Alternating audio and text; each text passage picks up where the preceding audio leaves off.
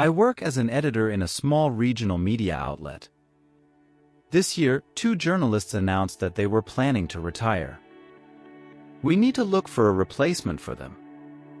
I turned to a friend from the philology department and asked to find 2 final-year students who needed a job. 2 girls came for an internship.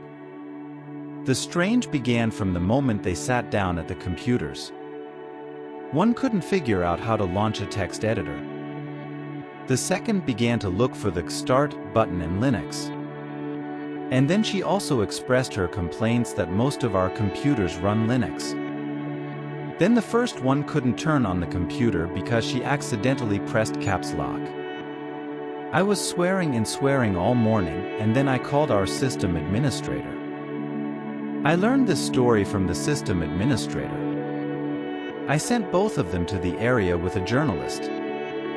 Both had a simple task, to write a note of 2,000 characters. One wrote 500 characters. I described the whole news in 1 sentence. The second one could not count the characters at all. Imagine, she sat and counted each character from the screen. Then he asked them to rewrite an article from a federal media outlet. That one typed with 1 finger, that the second. There was no talk of any blind printing. God, how did they make it to the last year? And somehow it became sad. Each of them spends their free time on their phones, but at the same time they have some kind of digital infantilism. I thought that the situation with the younger generation should have been, I don't know, different. By the end of the first week, I said goodbye to the interns. After they left, the system administrator came up to me and offered me a bottle of cognac. He said that this was not a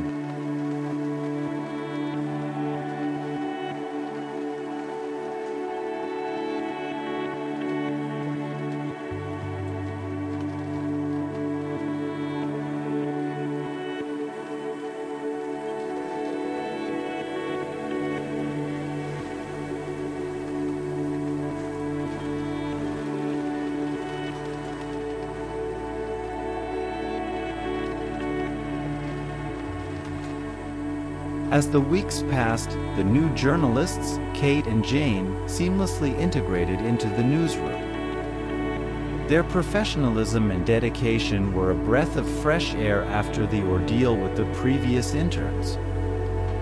The stories they produced were well-researched, meticulously written, and demonstrated a keen understanding of the subjects they covered.